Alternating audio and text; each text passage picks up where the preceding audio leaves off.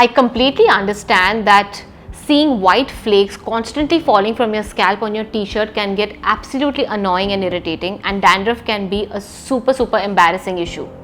But like I say, every health issue in your body can be corrected or reversed when treated properly. Just like any other body part, a healthy scalp also produces new skin cells and sheds the old one as a normal part of the skin cycle. But when this process is accelerated, there's excess formation of the dead skin cells, and that can lead to dandruff. Dandruff can be mild when there's just flaking of the scalp or there's slight itchiness, and the flakes are usually small and white, and this happens when there's dryness of the scalp, there's dehydration or weather changes, or using any harsh chemical or product on your scalp. But a more severe form of dandruff is seen when there is yellowish flaking of the scalp, there's redness, soreness of the scalp, or the yellow flakes are also seen across the length of your hair and they are tightly held. These are oily flakes and they are not dry. This usually happens because of inflammation, reduced immunity, and increased sebum production on the scalp, which is seen in cases of massive stress, gut issues like constipation, indigestion, hormonal imbalances, poor diet which is very high in dairy, wheat, processed food, junk food, and low in nutrients such as magnesium, B complex, iron, all of that.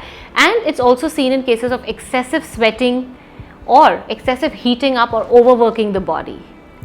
Now in general, there's a perfect balance of bacteria and yeast that live on our skin, including our scalp.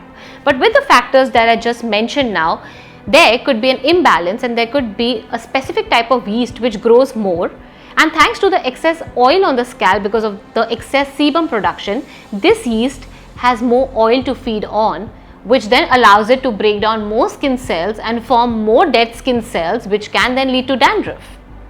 And dandruff can sometimes also be seen on eyelashes and eyebrows.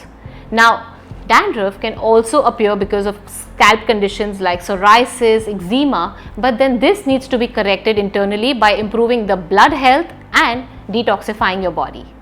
So to treat dandruff, clearly you need to understand if you have the dry flakes or the oily flakes, and then figure out which factors in your lifestyle are not correct, and then work on improving them, which could be stress, which could be hormonal imbalances, poor diet, and then you will actually see a great improvement in your dandruff. There are a few more tips which I would like to give you to deal with your dandruff issue. Do not peel or itch your scalp as it can bruise the already inflamed skin. Wash your hair every 2 days to wash off any oil or debris that has been built up, which can further aggravate dandruff. Make sure to use natural chemical-free products, something that does not damage your hair and scalp. Not only that, harmful harsh chemicals can also damage your overall health. So be aware of those. Avoid consuming tea, coffee, spicy foods, a lot of fried foods as it can cause inflammation, which can then aggravate dandruff. Try to include good probiotic rich foods like kanji, sauerkraut, or take a good probiotic supplement to balance the growth of yeast.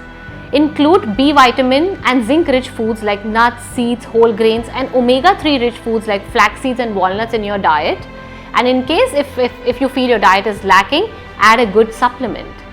Use warm oil on the scalp like coconut oil, almond oil, olive oil if you have dry flaking. But if you have oily flakes, then avoid too much of oiling as it can irritate the skin and aggravate the dandruff.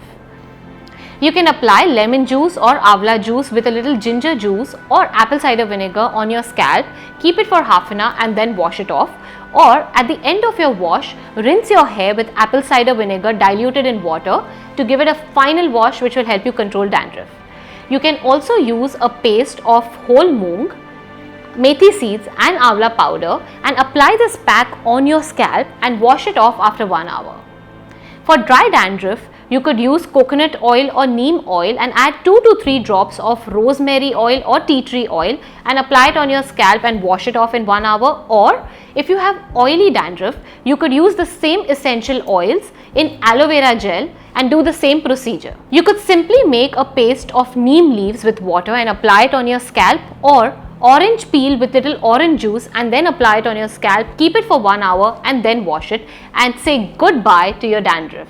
So hope this was helpful for you to understand why you have dandruff, what kind and how you can deal with it.